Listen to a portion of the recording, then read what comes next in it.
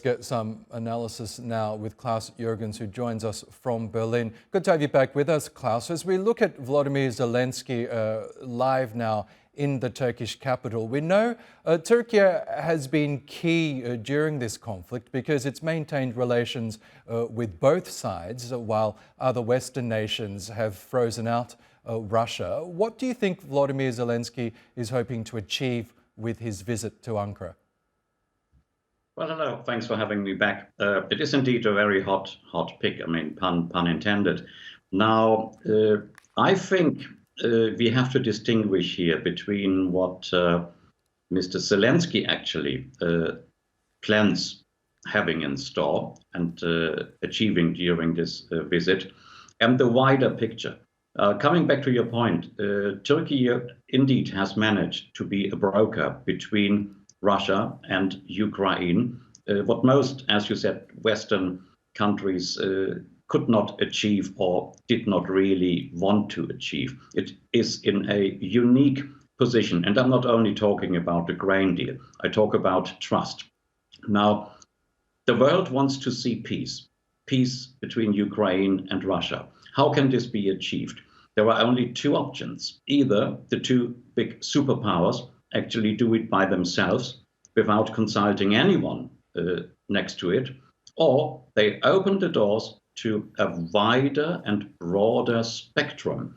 Now, this is only possible once you have an interlocutor, an intermediary. And Turkey is the best place to actually say, look, we have achieved quite a lot, and we want to bring peace. We want to bring the two sides together. We could act as an intermediary, and in between, of course, Europe must be involved, Ukraine must be involved, plus Russia and the United States of America. So I am not as pessimistic as my previous esteemed colleague here.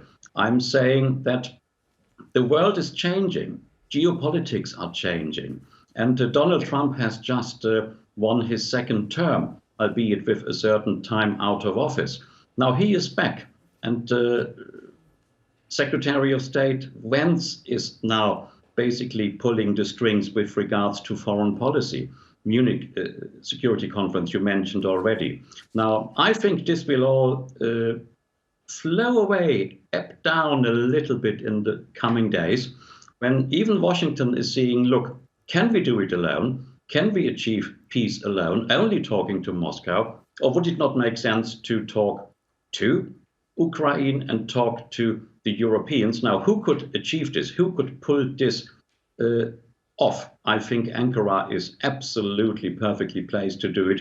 So the visit today is, I think I seldom use the word historic, but I think today's visit to Ankara is indeed of historic proportions. It could widen the spectre enormously.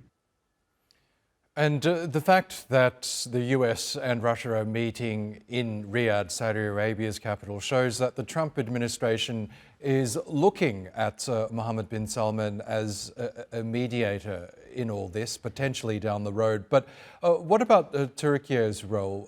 Do you anticipate Donald Trump to involve Ankara in some fashion, if not to mediate the talks, to at least have some sort of an input with an eventual negotiated outcome to this Ukraine war? I can imagine very well. Actually, I'm not intending to play devil's advocate here in a political sense. Exactly. Now, in the past, there were some jokes stateside. If you have to call Europe, whom are you calling? Then things changed and the European Union emerged and the single market and what have you. By now, Europe is exactly in the same position. If you want to talk to Europe, whom do you call? The Commission in Brussels, the Council, the President of the Council, or whom? A single member state? No one knows it. And you mentioned this before, a couple of minutes ago in this program with my esteemed colleagues. Europe is completely not pulling into one direction, from Italy to France to Germany.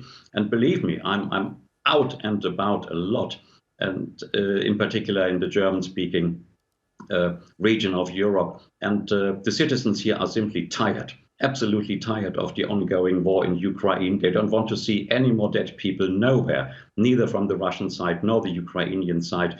And if Turkey steps in and shows Europe, look, if you are not united and you still haven't let us joining this bloc, now perhaps you understand if we would already be a member of your bloc, a member of your common foreign and security policy, albeit in fragments as it is like a mosaic, like a puzzle, we could actually help you to achieve a united front. So yes, and Washington is listening. I can imagine that Washington would rather talk frank and fair with Ankara instead of 27 EU non-united nations. But there is the UK factor, yes. But this is all about politics. Don't get me wrong. Sir Keir Starmer is in dire straits for the time being. Kemi Badenoch, the leader of the opposition, is gaining ground, and you only have to take a look at polls. So yes, I think Ankara has a lot to offer, and I think Washington will eventually actually listen to Ankara rather than a disunited Europe of 27. Okay, Klaus Jurgens, we appreciate your analysis as always. Thank you.